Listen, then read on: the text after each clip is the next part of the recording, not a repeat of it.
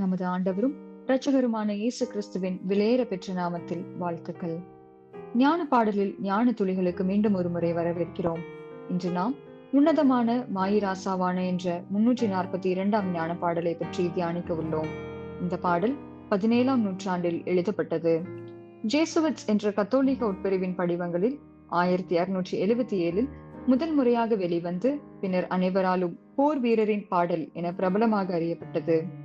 இப்பாடலானது எந்த போர்க்களத்தில் பாடப்பட்டது என்பதற்கான வரலாற்று சான்றுகள் இல்லாத போதும் இந்த பாடலின் இசை மற்றும் நயங்கள் ஒருவேளை போர் வீரர்கள் படைக்களத்திற்கு செல்லும் போது பாடப்பட்டவையாக இருக்கலாம் என்று கருதப்பட்டது. காலப்போக்கில் இந்த பாடல் கிறிஸ்தவ உலகில் அனைவராலும் போர்க்கள பாடலாக மட்டும் பார்க்காமல் கிறிஸ்துவின் அன்பை அறிக்கை செய்யும் விதமாக அவரே அழகானவர் என்றும் படைப்புகள் அனைத்தை காட்டிலும் மேலானவர் என்றும் சாட்சியின் பாடலாக இருக்கிறது.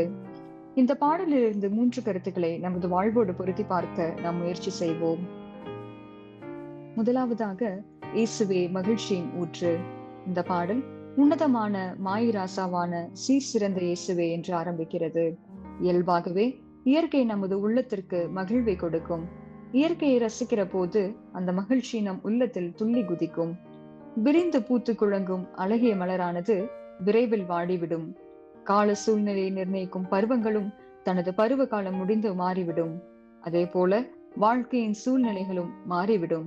ஆனால் ஆண்டவர் இயேசு கிறிஸ்துவிடமிருந்து வருகின்ற மகிழ்ச்சி நிலையானது, மாறாதது, யாராலும் பறிக்க முடியாததாக இருக்கின்றது என்பதை இப்பாடல் நமக்கு வலியுறுத்துகிறது. பொது மொழிபெயர்ப்பின் வார்த்தைகளிலே திருப்பாடல்கள் அல்லது சங்கீதம் 16:11 இவ்வாறாக வாசிக்கிறோம். வாழ்வின் வழியை நான் அறிய செய்வீர், உமது முன்னிலையில் எனக்கு நிறைவான மகிழ்ச்சி உண்டு, உமது வல பக்கத்தில் எப்போதும் பேரின்பம் உண்டு. ஆண்டவர் இயேசு நமக்கு தற்காலிகமான மகிழ்ச்சியை தருவதில்லை. மாறாக மனித உள்ளத்தின் ஆழத்தில் இருக்கின்ற ஆன்மாவின் ஆசைகளை கிறிஸ்து இயேசு ஒருவரால் மட்டுமே நிறைவேற்றி மகிழ்ச்சி அளிக்க முடியும் என்பதை நாம் எப்பொழுதும் நினைவில் வைத்துக் கொள்ள வேண்டும். ஒவ்வொரு நாளும் அவர் தருகின்ற மகிழ்ச்சியான ஊற்றில் பானம் பண்ண வேண்டுமே தவிர நொறுங்கி போகக்கூடிய உலகின் சிற்றின்பங்களில் திளைக்க கூடாது என்பதையும் நாம் அறிந்து கொள்கிறோம். இரண்டாவதாக, இயேசுவே படைப்புகளின் அழகை காட்டிலும் மேலானவர். இப்பாடல் இயற்கையின் அழகை கொண்டாடுகிறது. பூமலர் காடும் பயிரோங்கும் நாடும் என்று சொல்லி கண்களுக்கு முன்பாக இருக்கின்ற அழகை விவரிக்கிறது. படைப்புகள் கடவுளின் மகிமையை வெளிப்படுத்துகிறது என்று நாம் உணர்ந்து கொள்ள வேண்டும். உயர்ந்த மலைகள், பாய்ந்து செல்லும் நதி, பறந்து விரிந்த வானம், வானத்தை அழகுபடுத்தும் எண்ணற்ற நட்சத்திரங்கள், இப்படி சொல்லிக் கொண்டே போகலாம். இந்த பாடல் இயற்கையையும் இயேசுவையும் ஒப்பிட்டு நமது ஆண்டவர் இயேசு கிறிஸ்துவை கடவுளின் மாட்சிமையின் சுடரொளியாகவும் அவருடைய இயல்பின் அச்சுப்பதிவாகவும் வெளிப்படுத்துகிறது என்ற எபிரேயர் 1:3 நிறைவாக்கியை வெளிப்படுத்துகிறது. உலகில் மிக அழகாய் தோன்றும் சூரியன் மறைகின்ற நிகழ்வு கூட இரவு நேரங்களில் நாம் பார்க்க முடியாது. ஆனாலும் இயேசு கிறிஸ்துவின் அழகு என்பது நிரந்தரமானது. அவருடைய தன்மை, அன்பு, பரிசுத்தம், தியாகம் இவையெல்லாம் இயற்கை தருகின்ற அழகை காட்டிலும் ஒளியை காட்டிலும் மேலான அழகாக பிரகாசிப்பிக்கிற ஒளியாக இருக்கிறது என்பதை அறிந்து கொள்வோம். இன்றைய வாழ்விலே நமது வெளிப்புற தோற்றத்தை, குறிப்பாக பேர், புகழ், வெற்றியுள்ள வாழ்க்கை, இதை வைத்துக் கொண்டு ஒருவரை நாம் மதிப்பீடு செய்கிறோம். இவையெல்லாம் நிரந்தரம் அல்ல, மறையக்கூடியது என்பதை உணர்ந்து கொள்ள வேண்டும். விசுவாசிகளாகிய நமக்கு காணக்கூடிய இப்படிப்பட்ட மதிப்புகளை காட்டிலும் நிரந்தரமாய் இருக்கக்கூடிய இயேசுவின் அண்டை வந்து சேர்வதே சிறப்பான ஒன்றாக இருக்கும். நமது கண்களை அவர் மீது பதிய வைக்கின்ற போது உண்மையான செல்வங்களான நம்பிக்கை, அன்பு, விசுவாசம் இவைகளை மட்டுமே நாம் பெரிதாக காண்போம். மூன்றாவதாக, இயேசுவே நமது நம்பிக்கையும் நித்திய மீட்பருமாயிருக்கிறார். விண்மண்ணுடைய மகிமை மறைய அவர் அழகானவர், வானத்திலேயும் பூமியிலேயும் நான் நாடினோர் என் இரட்சகர் என்ற இந்த பாடலின் கடைசி வரிகள் இயேசுவே உலகில் அழகானவர் என்பதை காட்டிலும் நமக்கு இரட்சகராகவும் இருக்கிறார் என்பதை சுட்டி காட்டுகிறது.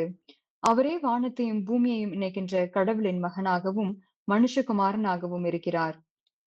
கொல்லப்பட்ட ஆட்டுக்குட்டி வல்லமையும் செல்வமும் ஞானமும் ஆற்றலும் மாண்பும் பெருமையும் புகழ்ச்சியும் பெற தகுதி பெற்றது என்று அவர்கள் உரத்த குரலில் பாடிக்கொண்டிருந்தார்கள் என்ற திருவெளிப்பாடு 5:12 எல்லா மகிமைக்கும் அவரே பாத்திரர் என்பதை உணர்த்துகிறது.